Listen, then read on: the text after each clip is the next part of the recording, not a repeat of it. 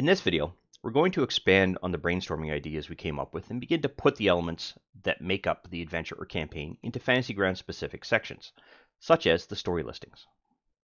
However, before we do that, we need to understand a couple of things that will make the module easy to run for any DM you might wish to share this with, or for yourself at a later point in time. The first thing we want to look at is what you can and cannot include in a module that you intend to put up for sale, as well as what limitations you should follow to ensure that your module is going to be as compatible on as many hardware platforms as possible to ensure you can reach the widest scope of DMs that you wish to potentially sell your module to. That means that you must follow a specific set of guidelines. And LordEntrails has provided a post on the Fantasy Grounds forums that covers all of those restrictions. And this does apply to Fantasy Grounds Unity as well as to Fantasy Grounds Classic. And additionally, it's not necessarily restricted to just the 5th edition rule set. It should probably apply to any rule set that you can make potential use of. At the bottom, you will see a link to a PDF file here, or zip file, whichever you wish to download. And I highly recommend that you go through the process of reading this particular PDF file before continuing on with the rest of this particular video. And the reason for that is that I do use that particular guide for the rest of the series in order to be able to ensure that the module that I'm going to be building has the potential to fall under a potential release capability. To make things as easy as possible for you, I'll be sure to include this particular link in the video description so that you can just simply go click on it and read the document and be able to pull it down. One of the biggest things that this particular document covers is what you have for rights when it comes to content creation and potential release of that content for resale purposes or simply for sharing. One of those things is that you cannot include someone else's intellectual property without their express permission. And essentially what that means is that you have to be able to prove within your module that you have permission from that particular group of individuals or individual who created that property that you've decided to include. If you cannot do that, you cannot release that module for resale. One thing you can do, however, is include the SRD reference documentation, and that'll allow you to release your particular module with some additional information if you so choose. But you still have to be able to include the OGL license, and that stands for Open Game License, and that is available on Wikipedia as per the above link here, and I'll include that in the description as well. And it's a license that was put out by Wizards of the Coast to help cover some of the issues that modular content creators were running into when it came to being able to release their particular modules. Additionally, if you do plan on selling your particular module, you can include the content of the Player's Handbook, the Monster's Manual, and the Dungeon Master's Guide in your module as long as you actually put your module up for sale on a site called the DM's Guild or Dungeon Master's Guild. And the reason for that is there is already an agreement in place between Wizards of the Coast and the DM's Guild website that gives you permission to be able to sell your module there and not suffer any issues with licensing. The good news is you don't have to do everything on your own. You can fill in enough detail within your own module to cover everything from the start to the finish of your campaign or adventure. And then, when you're actually playing that module, supplement yours with others in order to provide a bevy of pre-written adventures and side adventures to keep your players interested. Now that that is all out of the way, let's actually begin the process of creating all of the items that we're going to need to be able to get into the module. And the first thing we're going to want to make sure that we have available to us is something called a table of contents. And the best place to put that is in the story section. All I've done is I've left-clicked on this story button. That's popped open this particular window. It might appear in another location on the screen. Just feel free to move it to an area that you wish to use it from. Then right-click on any blank section of this particular window and click the Create Item icon down here at the bottom. There is another way that you can do this, and this is going to be consistent across most of Fantasy Grounds sub-windows here. And you click on this Edit List icon, click that, and then just click on this plus symbol. It will give you a new item. Doesn't really matter what method you use, it will do the same thing.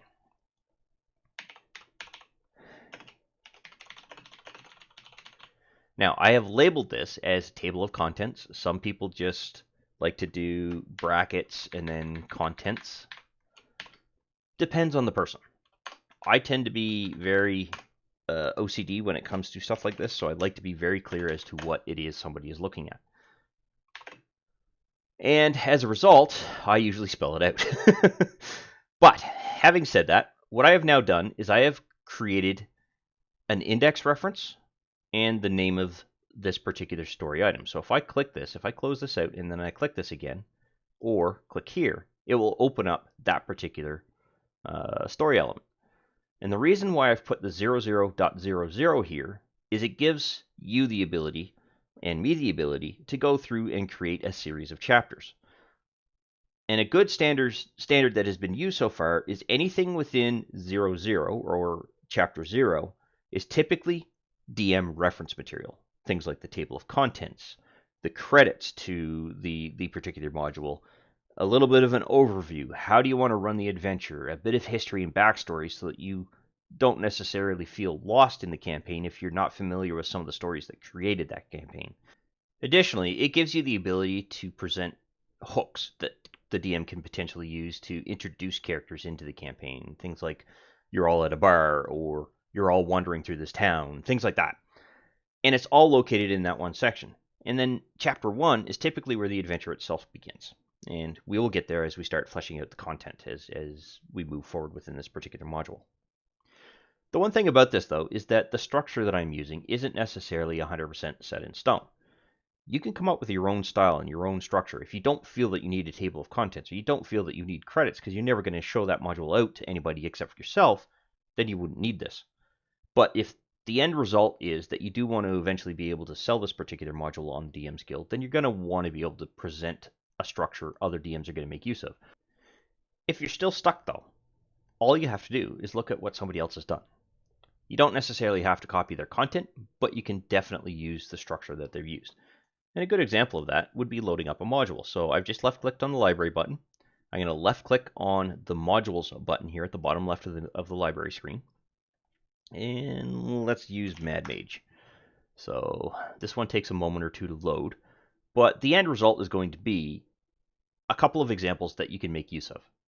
And when it comes to the credits page, I find using a pre-existing example much easier to deal with than actually trying to remember everything that goes into the content of credits page. And come on, I figured there we go. So now that the book is open, it is loaded. And we now have additional information here. So I'm going to narrow the scope to 00 Dungeon Master, Dungeon of the Mad Mage. And all I did is I left-clicked on this upper bar here. Now to shrink it, you have to, if you click here, it takes a second, but it still shrinks. I find you get a bit of a quicker response if you do it here. I don't know why that's the case, but it works that way, works out that way. And I'll get to that uncategorized section here in a moment. So as you can see here, this is the structure that Dungeon of the Mad Mage has used. And you can see that the reference that I'm using here, the chapter references, are very similar to what I'm going to be using. In fact, they kind of match, except they've decided to use the brackets for the contents page. And that is primarily to make sure that contents stays at the top. O is ahead of R. I never remember my alphabet, but anyway. And then you can just go through and make sure. And you can see here's a perfect example of all of the elements that a DM should reference in order to smoothly run through this particular campaign. So Undermountain overview. So if you're not familiar with what Undermountain is, this will give you a bit of an overview of it. A recommended approach on how to run the adventure, a little bit of the history of Undermountain. The Yawning Portal. If you're not familiar with the Yawning Portal, you'll want to go through and look through a lot of the old Fantasy Grounds novels. Or even a couple of old games that I can think of. Adventure hooks. So this is how you can tie your players into the actual campaign. And stuff like that. So it gives you a whole example. And if you look at the table of contents that they use, they provide a little bit of a header and then go through and actually provide a lot more in the way of everything that goes through this particular thing. And I'll probably use something similar to this because it just makes things a lot easier. And the contents, you don't necessarily reference within the table of contents. And you don't necessarily do that for the credits. But anything that is pertinent that the DM should actually go through and read, you would include in your table of contents. Credits, they're generally going to be at the top. They're not going to go very far. Okay, now credits itself is another page that is going to be key.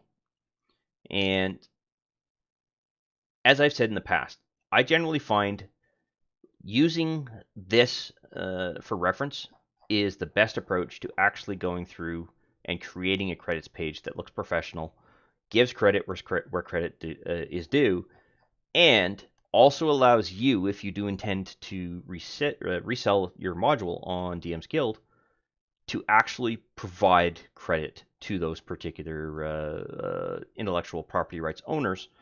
And at the same time, you could use this to show links to proof or show links to content where you have been granted permission to do something. Things like that. So we'll get to the credit section in a moment. The one thing I want to fix up, though, is I want to deal with that uncategorized element. So if I go here, this is going to be where our table of contents is sitting. And that's because we haven't done anything with it yet. We've created it. We haven't put any information in it, but it is not associated with any particular module. And if I eliminate or unload Dungeon of the Mad Mage,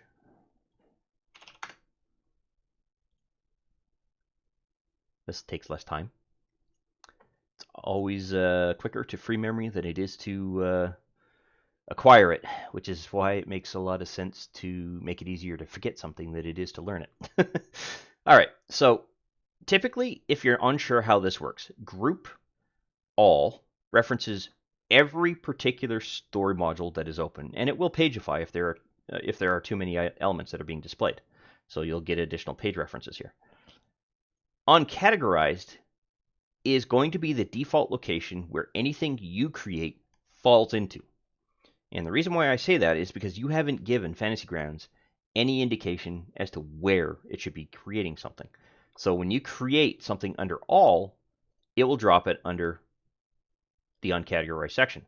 If I had Dungeon of the Mad Mage loaded here, and I had that section open where I had the Dungeon of the Mad Mage reference material loaded there, if I tried to create a element in there, it might work depending on if that particular module is read-only or not. If it's read-only, it won't work. It'll still drop it into the uncategorized section. But if it isn't, there's a chance it could actually drop it into Dungeon of the Mad Mage as a section. But I'm pretty certain it actually goes through into uncategorized. Now, the one thing about this is that we want to create a category. So when you click this drop down here, you see it expands out this particular window. One of the things it presents is an Edit Groups button. If you click that and add a category, you can now go through and add the name of your adventure. And you want that to match exactly the same thing as you've called it here. So for the name of the adventure. So if these two don't match, things might not necessarily get exported out properly. These have to match. Okay, now that I have created that, I still don't have any content in it. If I click on all, okay, it's not clear as to whether anything is there. If I click on sample adventure, oh, it's blank. Oops. If I go to uncategorized, there it is. How you get something into the adventure, if it was created before you created that, is you drag and drop it. So you literally just grab the content and move it into a sample adventure. Now that you've done that, everything is now situated where you want it to be, and if you're under the all reference, you now see that it is loading up in the module that you have created, or is going to be available in the module that you have created, I should say. Now that we have that defined, it's going to become a little bit easier for us to add new story elements to this particular module without having to worry about changing their category every single time. While you have your module selected at the top here, as long as you go through and create an item in that section, it will automatically link it to your module. Really? There we go. All right. I wonder if someone's going to start measuring how many times it takes for me to get a word right. And as you can see here, this particular page has now dropped into the sample adventure. If I go to all, you'll see that it's both showing as being under a sample adventure. None of them are uncategorized. And that just makes things a lot easier for you to go through and simply add content to this particular story element and story section, if you will. And overall, that's how it makes it easier to build up your module. Okay, so I've gone through a couple of modules and identified most of the headers that I think are going to be most applicable to this particular module. Lead designer, that's obviously me for the purposes of this video series. If we continue to go through the designing process and a couple of contributors decide to add maybe some context or some additional information that I think is applicable, I'll give them credit here. Playtesters, so if I do eventually release this particular module for playtesting, then I'll want to make sure that anyone who decides to accept that particular responsibility and sends me back feedback will get credit as part of this process. If I make use of any art or illustration, be it maps or be it a character NPC drawing, something along those lines, then I'll want to make sure that I give those artists credit, as long as I have permission, obviously, to use their particular images and pictures within my example here. Then that's where this makes sense. If, however, is literally just going to be for this particular video series, I'm still going to give them credit, but I don't know how that's going to work.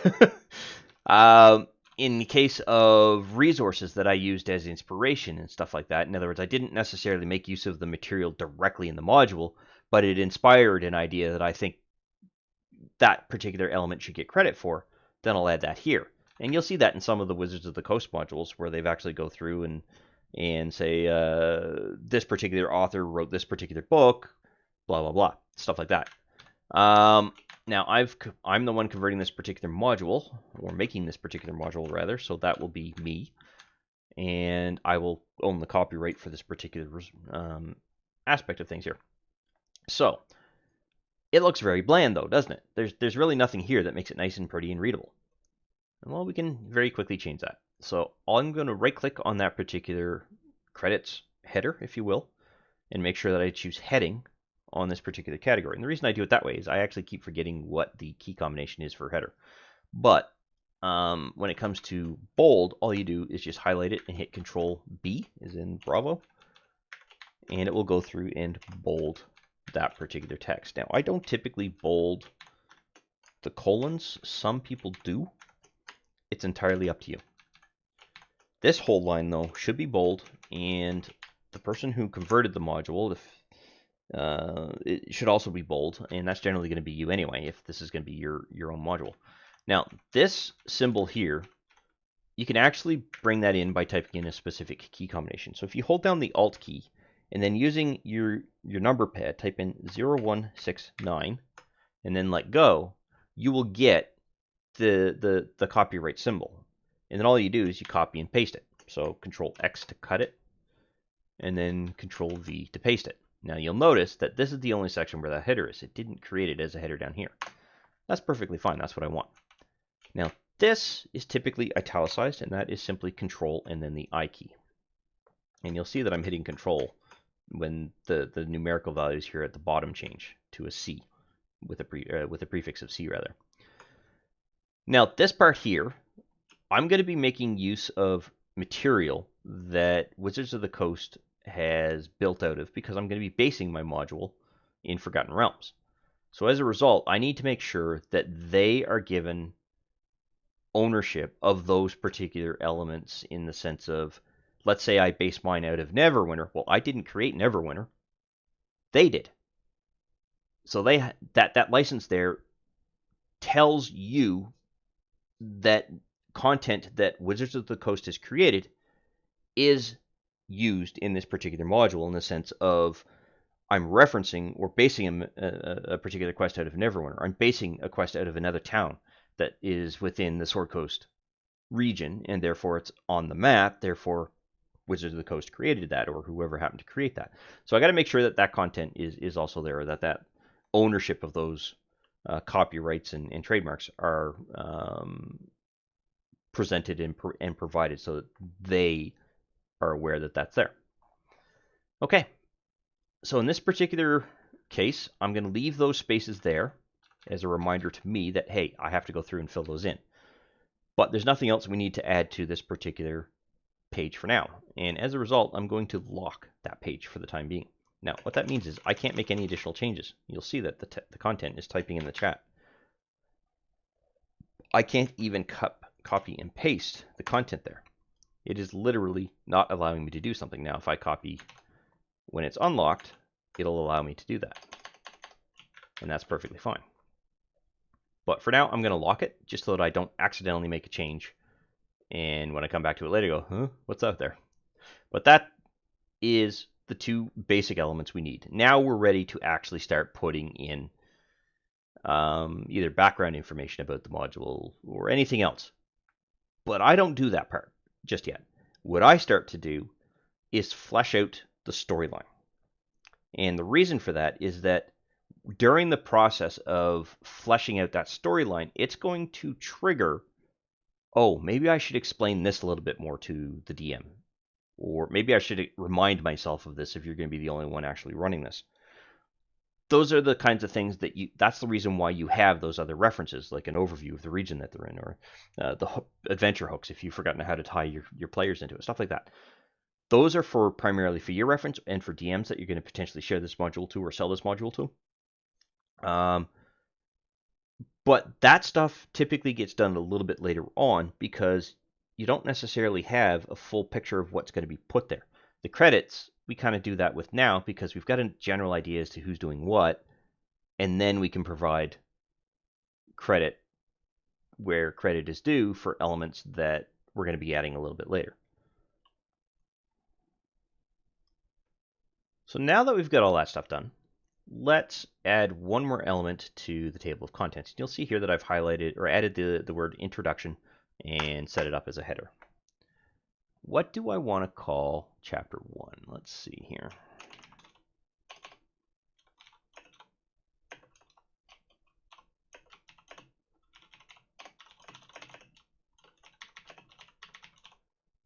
Yeah, that seems to make sense because we're going to be starting in a small village. We've already made that decision as part of our brainstorming idea, so it really doesn't make any sense to change that particular concept. I'm just going to quickly set that as, and I always highlight it, but I know I don't have to. Okay, so any element that I create with a 0, 1 will go under this. So if I add 0, 1, 0, 0,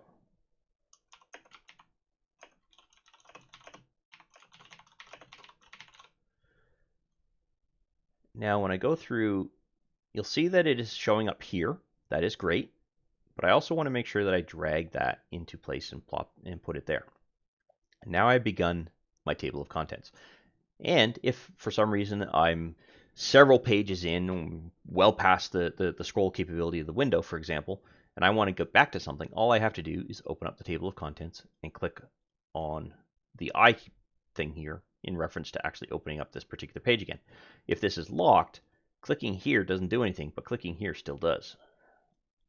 So you can see that that still pops open that particular window.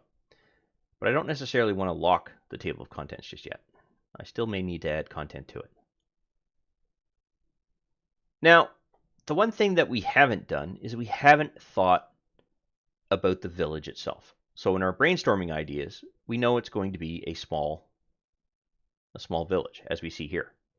Well, how do we build one? This is where Fantasy Grounds can actually help us out. Some of the ideas we can make use of here can actually be provided to us by a story template. And the way that the story template works is it's provided by the Fantasy Grounds, the Dungeon Master's Guide. And you're going to be rolling against tables that are defined within the Dungeon Master's Guide. So you remember that conversation we had about tables earlier? There are several tables in here that generate things like building types or where is it here? I had it the other day. Individual treasures, structure of a dungeon, stuff like that. So there's see here, random dungeon. So you can actually generate a lot of randomness within your venture or a lot of content based off of those tables, and then just go back and adjust them. Or you can do it the other way and actually manually start to fill in the story here. The way I like to do it, and partially because I'm a little bit lazy, is I like to actually take the random settlement option here and actually hit generate. and then take some of the elements that are provided in this particular pre-generated story and apply them to the actual village. Now this particular settlement I'm not overly happy with because it doesn't fit with the overall idea as to what I'm looking to include. Okay, so it has a residence, middle class. It has a shop, specifically a tailor. Okay. It has a tavern. The Laughing Dog is a gambling den is the name. It is religious, apparently. Temple to a good or neutral deity. Okay. And some additional residences, including a lavish guarded mansion. That'd be a little odd for a very small settlement of this particular size. So I'm just going to set that one aside. But you'll see that it is actually there if you need to get back to it. You don't lose it. So I'm going to roll another one.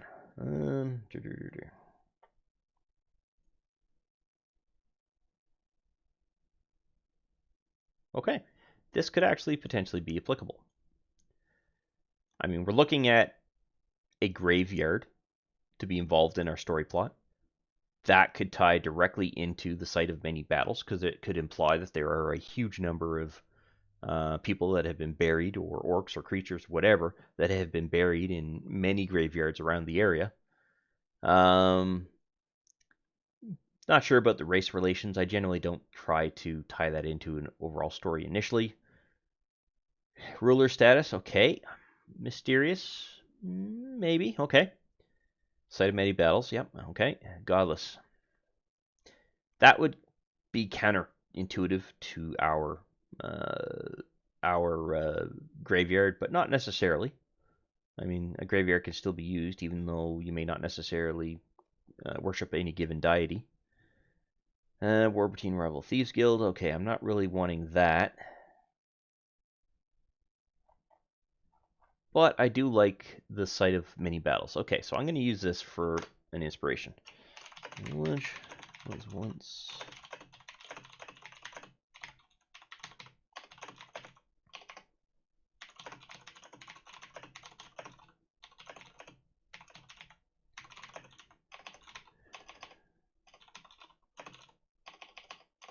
That would be ground, not group.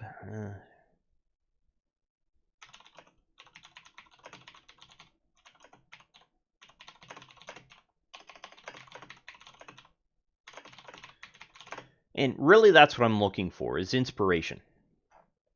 Let's see what it has here for... Okay, the Leering Wolf. I actually like wolves, so we'll go with that.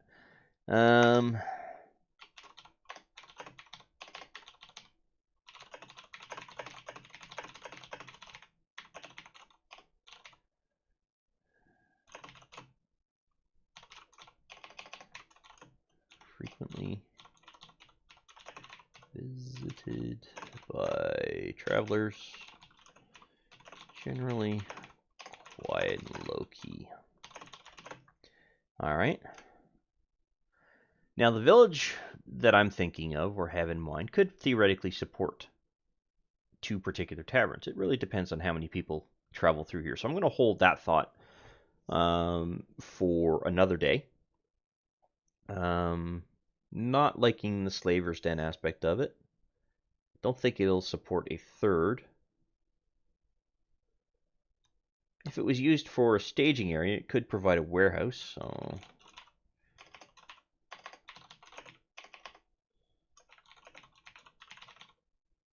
not available. Aplenty.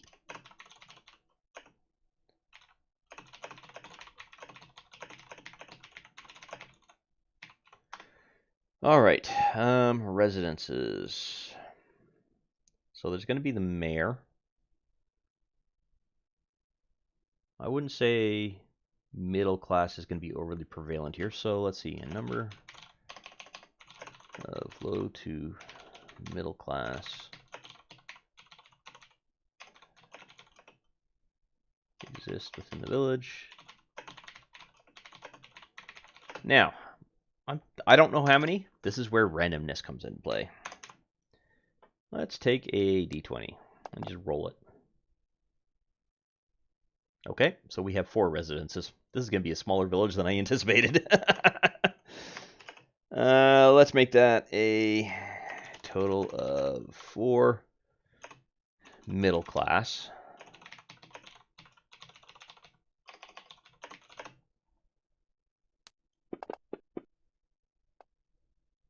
That sounds a little bit more like it, an 18. All right, and we'll have 1 mayor's residence. Okay. And outside the village, we'll have the cemetery.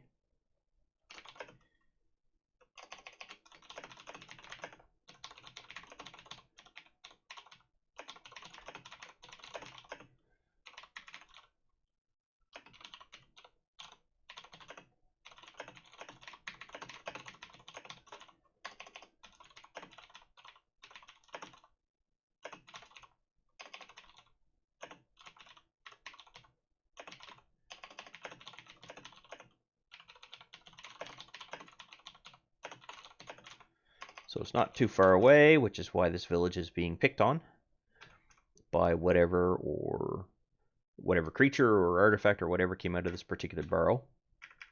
Let's see. Speaking of that, you'll note that I'm adding the information here. I'm not yet adding the information here. And I'm doing that for one main reason. This note section, if you will, I like to use as a free form, filling the information into it that I want to be able to go through and formulate into something that is more structured and more formative. Once I've got that done, I'll start to migrate that information over into this particular section. And yes, I know this is a big blank page, but I haven't thought of the history outside of it was once a staging area for many battles and things like that. So I really don't feel I have enough information to really flesh out a description of the village so that I can provide players who are entering this particular village a description of it just yet. So during a quick review, I did notice that I misspelled mayor's residence. So if you've already applied it in the comment, don't worry, I got it. Anyway, so this is a good way for anyone who's having issues creating the basic elements needed to be able to put in and set a particular story into place, a way of breaking through that ice. And anyone who's highly creative might not need to go through this particular process, but anyone who sometimes struggles with that information, you've at least got a template that you can use to trigger a level of inspiration for you to be able to go through. I mean, we only rolled 2 settlements, and I was already able to add some level of detail to what I think this village is going to have for features and for population size. We've narrowed down a bit more of a location for our cemetery, specifically down here. And all of that is going to start to eventually draw towards a structured, easily presentable format that you can take all of that information in and apply it to a description of how you want a DM or yourself to be able to present that village to the players. And that's what will happen next. So before I end this video, that's what I'll do next. But I'm going to want to go through and run a couple more passes through this to see if I can flesh out more information about this village. For example, are the roads cobblestone? Are they dirt? Is it a poor population? Is it a rich population? Now, granted, low-class housing doesn't necessarily mean a very poor population. It could mean that the population is getting enough money to come in to be just comfortable, but not necessarily be able to upgrade the quality of the residences, things like that. Does it have a mayor's house and a city hall or town hall rather? Is it just the mayor's residence that's used for that? Is there a church in here? These are all things that I got to go through and figure out now in order to make sure that I've got enough of a setting for the players to remain interested in this particular village when they arrive. The other thing is that once I've got the exterior portion of the village built, I then now have to look at areas that I want to actually fill in internally. And that is an ongoing process. And that becomes the layered approach that you'll use to actually go and build out your adventure. In the last couple of days between recording here, I've gone through and I have expanded out on the brainstorming ideas here. And I've also gone through and organized things a little bit here.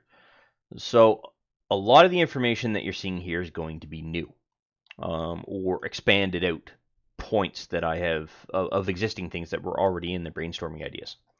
I've also taken the village data, so anything that represents what does the village look like, how is it structured, the road that goes through the particular village, what about the buildings, where's the mayor's residence, how do the buildings themselves look to be placed, things along those lines. And I've gone through and I've centralized that in a category specific to the village itself.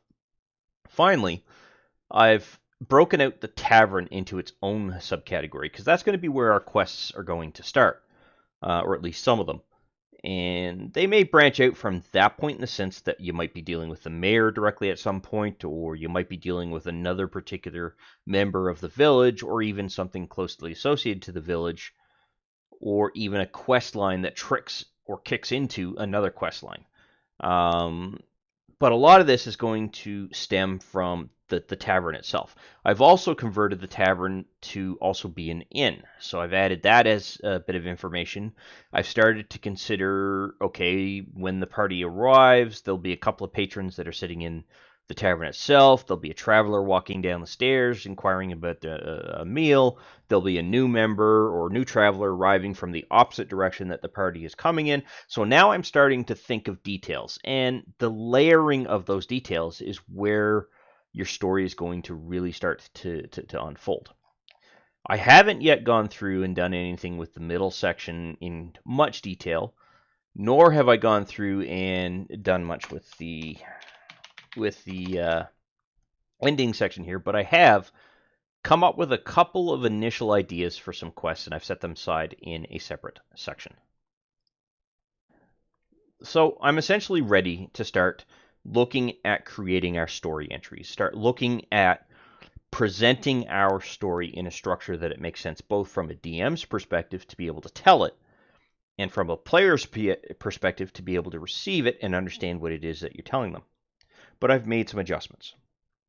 The first, the party is no longer starting in the village. And the reason I've made that determination is I want to be able to drop a couple of foreshadowing elements on them, a couple of hints, if you will, before they even arrive at the village, that something is wrong. And if the party is paying attention, they'll pick up on this.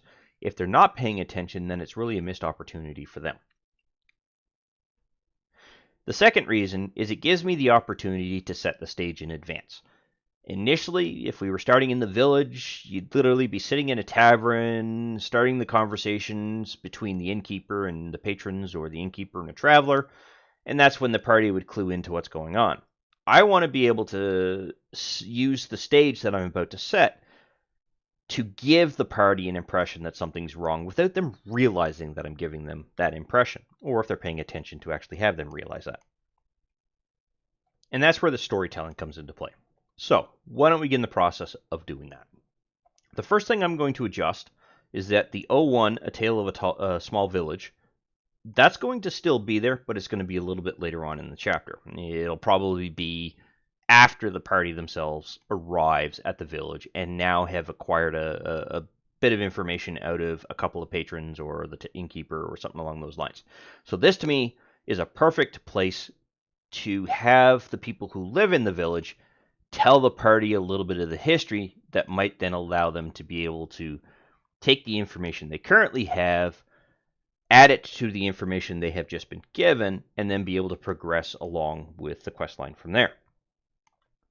So rather than removing the Tale of a Small Village, I've simply gone and renumbered it so it's a little bit further down in our chapter list, if you will.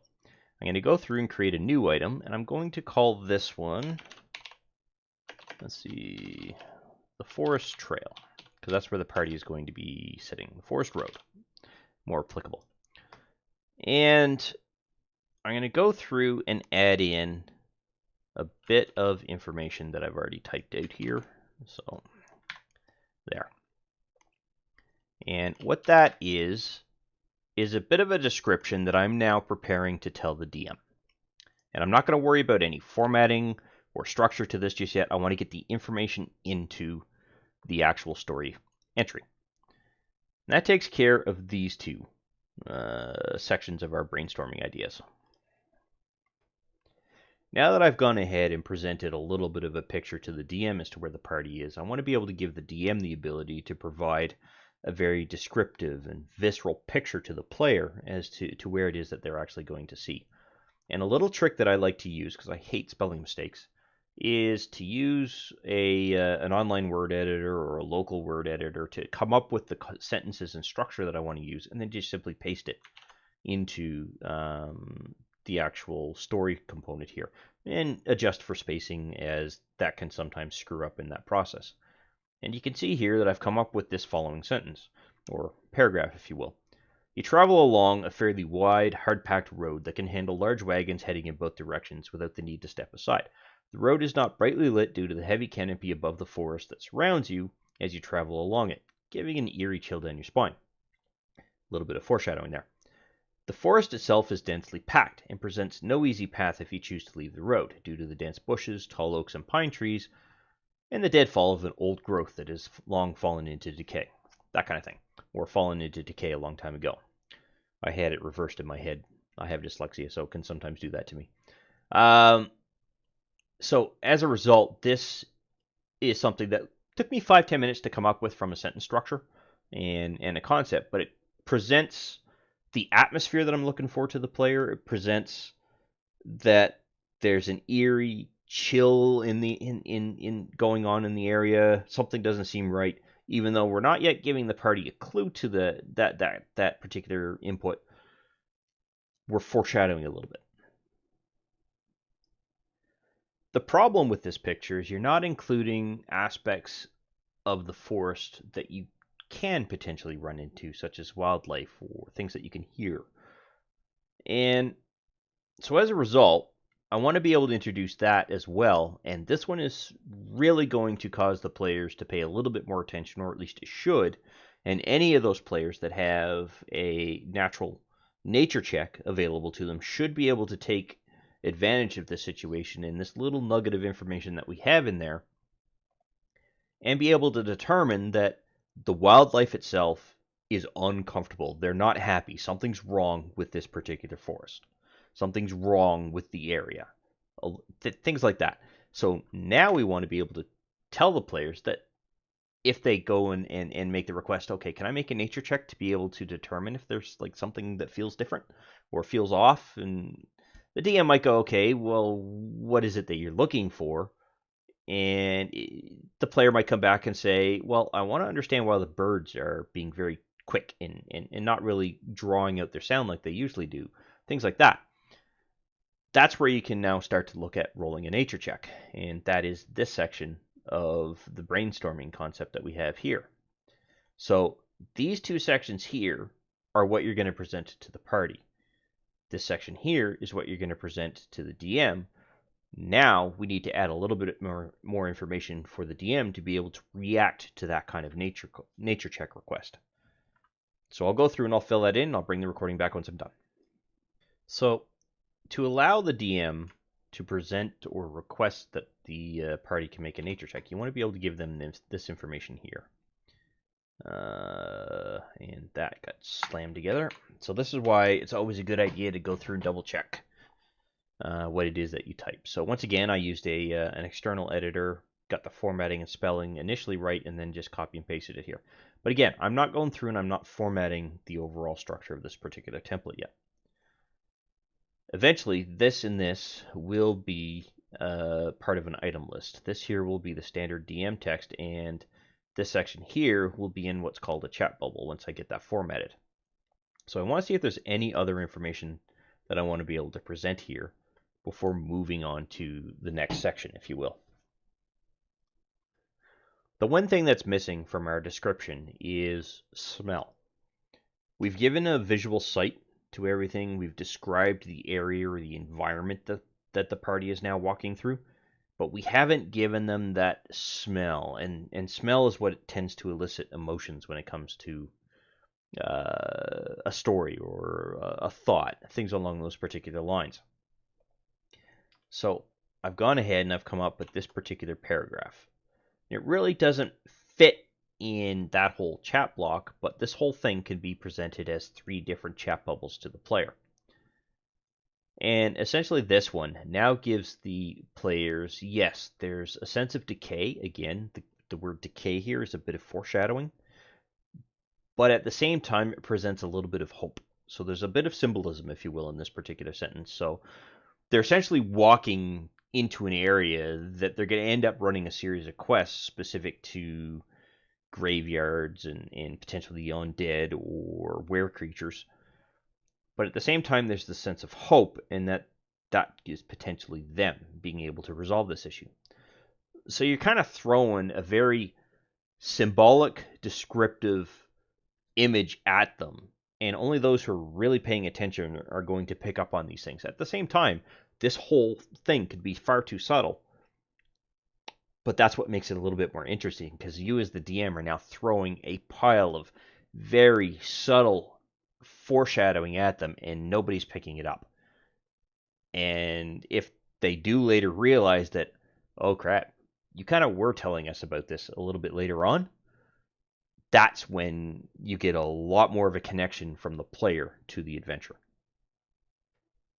So while we've presented the initial stage, if you will, to the party, they're not going to be static. They're going to be moving along that particular stage. So it's now time to start looking at what happens further on down the road as they approach the village. And the next thing that I'm going to throw at that particular party is this. A few minutes later along the road, or along the trail, actually that should be road now that I think about it, road, you catch a scent in the air that is not overly pleasant, but carries with it the strong smell of rotting flesh and decay. This again is going to be a chat bubble that pops up to the player. This, however, is instructions to the DM. If the party decides to try to locate the source of the smell, they will have to succeed on a DC 10 investigation check to determine the direction the smell is coming from, and a DC 15 perception check to see if they can find the source due to the density of the flora. So we're trying to tell the party that they're going through an extremely dense forest, and if they want to find anything in this forest, they're going to have to be very perceptive to be able to identify that source. And a level 1 party might not have an overly high perception, so they're going to have to actively look for it. If a party has a passive perception, or a party member, I should say, has a passive perception that's higher than 15, yeah, they'll be able to spot it as they're going through and looking for it. But generally, you want to have an active check in this case because the party's going to be looking specifically for something. Whereas a passive perception check is, oh, they're passing along the road, they just happen to see something out of the corner of their eye. That's really what it comes down to. So this next little bit is going to be if the party was able to find the corpse. Otherwise, they're not going to get any information. And that comes down to from this point here. So if the party is able to successfully find the corpse, this is what they will see. You come upon a dismembered body of a deer carcass that has been torn asunder. There are large lacerations in the remains of the neck and torso, but the legs are not in the immediate area. The corpse looks bloated and relatively fresh, but it's obvious it has been here for a few days at least. You feel that you might be able to discern the cause of death if you were able to take a few minutes to closely examine the body. A player can determine the aspects of what happened to the deer if they make a successful DC 15 medicine check. And if they do, this is what they will find. The deer was killed when its throat was torn. So that's the cause of death. The lacerations were made by very sharp claws, not unlike those of a bear or similar creature. This is where we mislead the party a little bit. Because while we're giving them a clue as to what could actually be the reason why this particular deer is dead, we're actually throwing them a false clue in this particular case. And not all mystery stories are going to be able to give you 100% definitive proof. I mean, there's no mystery out there that's going to be able to do that. And the next one, the legs from the shoulders down are completely gone, as if they were torn away with great strength.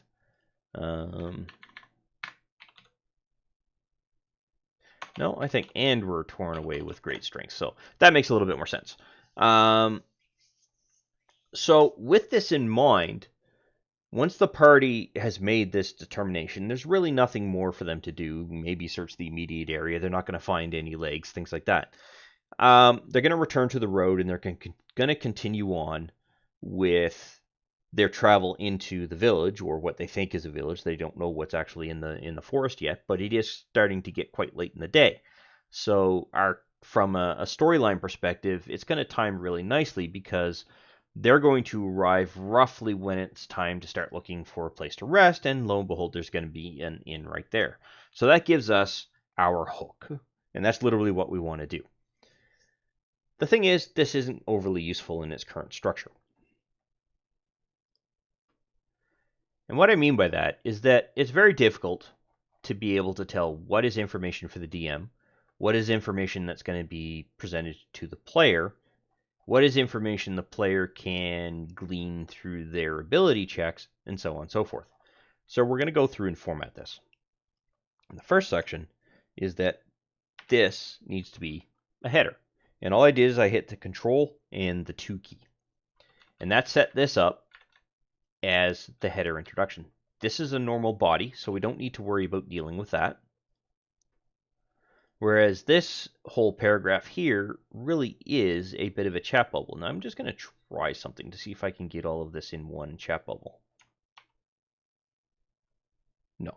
Okay, so it's going to look at the current paragraph that you're at. Now the button that I'm hitting here is Control 3. And what this does is this sets things up so that you as the DM can actually just simply click on this. And now you've presented a bit of information to the player. You're giving that atmosphere. You're giving the scene. You're setting the stage. You're introducing the campaign. And that's really what we want to do in this particular case. Now, granted, we're doing it over 3 paragraphs, but that's me. I like to be descriptive when it comes to the scene that they're standing in, the environment. What do they smell around the area? What are the sounds that they're hearing? Things along those particular lines, because it immerses the player into the campaign, makes them a little bit more interesting. But at the same time, you could potentially overload them if you don't have a player that isn't really interested in that kind of stuff. So it's a bit of a fine balancing act. But luckily, I have players that love detail. So in this particular case, I love to be able to do something like this. Now, the next bit here is that we're telling the DM that the players can actually make a nature check here. And I'm going to capitalize that, but at the same time, I'm going to select this text here, and then I'm going to hit the Control and the B key to make it bold. And by doing that, we're pulling the DM's eyes to this particular spot in the paragraph. After they go through and read this, this gives them the information that they're looking for, that he or she's going to look for. And essentially we're saying on a DC of 10, so anytime a player rolls a nature check that is 10 or higher, they will be able to discern the following information. And that information is literally in the next section here. So these 2 particular paragraphs. So what we want to do is actually set this up as a list block, and that is Control 4. And what that does is that gives the DM a series of items that the players are going to be able to discern. And it doesn't just necessarily have to look like this. You could have a scale that comes into play. So on a DC 10 check, if it's between 10 and 15, they get the first item. If it's between a 15 and a 19, they get both items. If they get a 20, then you could add a whole pile more information here as part of your presentation to the campaign, and be able to give the players a really good clue as to what actually happened in this particular case, or what they feel is happening in this particular case. Even with a DC check, though, a DC 20 roll, they're not going to be able to discern the source. There's no way they could know that in advance, because they haven't even determined that there's actually a problem in the village yet. This is really just foreshadowing. You're setting the tone of the campaign.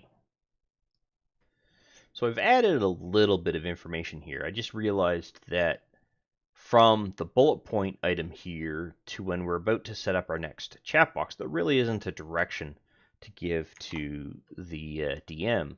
to indicate that the players at this point should actually start moving towards the village. So I've just done that, and literally it's just this particular paragraph here. This next one is a chat bubble, so again, that's control and 3, and then now we need to give the DM instructions as to what to do if they do decide to investigate that particular odor, if you will. All right, control B, and you always want to make sure that you highlight in bold the text that a DM needs to get a player to actually go through and check. Okay, so now if they succeed, they're going to, come along this particular body here. So that is going to be another chat bubble. And then we want to have them make a medicine check. I think I spelled that right. And then they're going to get these things for bullet points. Okay. Now, as a DM, there's a couple of ways that you can play this. If they find the body, you could potentially reward them with a little bit of experience points if you're doing experience points. And I will set up a quick little mini quest item here, if you will, to allow that to show how that will work. And or if they're doing a milestone leveling, you can just say, okay, they've really reached half the way to the point of their milestone. Maybe getting to the village and getting information out of the innkeeper and the mayor for about the quest and the details that they're looking for might be the first milestone that you want them to achieve, that kind of thing. So that's where balancing the campaign comes into play, and there really is no set rule in stone. I just tend to look at it as, okay, they've done this. If I'm going to be rewarding experience points, this is where I might want to give them 100 experience points for succeeding in doing this. If they totally bypass this, then okay. Then there really isn't much of anything to do. Now, at the same time, this party might want to take this particular corpse back or carcass back for investigation or carry it later because there's still meat on it. They might not realize it's actually a clue to the particular trouble that they're about to run into, but they might realize it later. So there may be a requirement to have a parcel item as well here for that particular deer carcass and allow them to actually carry it out with them. That may or may not be the case. We'll see. However, I'm not going to cover quest rewards and loot parcels in this particular video because I want to set up those items as a specific video and show how that they're done so that I can make this a per topic series, if you will. But in this particular case, I've now covered how to go through and create the story elements. And as long as you keep the formatting consistent, it should make progressing through your story fairly simple. And a good general idea or concept that you want to keep in mind is that you want to be able to present one story page per aspect of the story. So the next story element, if you will, be them getting to the village or arriving at the ruins that are just outside the boundaries of the village. I haven't decided on that part yet. That's sort of the design process in play, if you will. And essentially, the party should be seeing the ruins of the buildings, if I decide to incorporate that, before they actually get to the functional buildings within a village. And those could be covered in different story sections, if you will. That way, this page doesn't get overly long, and it allows you to bookmark, if you will, where you're potentially stopped when it came to your progress in a particular evening for the campaign. So with that in mind, this is story structure, creating story elements. And I will go through and I'll create some additional information in reference to the story packages here and prepare for the next set of videos that I will need those elements to exist in. And I will give you a brief overview as to what I added when I do that particular video. That way there's a contiguous flow, if you will, when it comes to the actual video. So with that in mind, I will end this particular video and we'll see you in the next one. I wish to thank you for taking the time to watch this particular video. I hope you found it informative and useful to familiarizing yourself with Fantasy Grounds in general, and that you had fun in the process. If you found the video useful and you liked the content of the particular video, go ahead and click that like button to let me know. And if you have any questions specific to the topic covered by this particular video, or just have some comments in general, please feel free to post something in the comment section, and I will do my best to respond to any questions that are asked. Additionally, I do release content quite regularly, and it's generally specific to Fantasy Grounds or 5th edition Dungeons & Dragons at this time. So if you'd like to be notified when new videos come out, go ahead and subscribe and click the notification bell to ensure that notification is sent to you when I release a new video.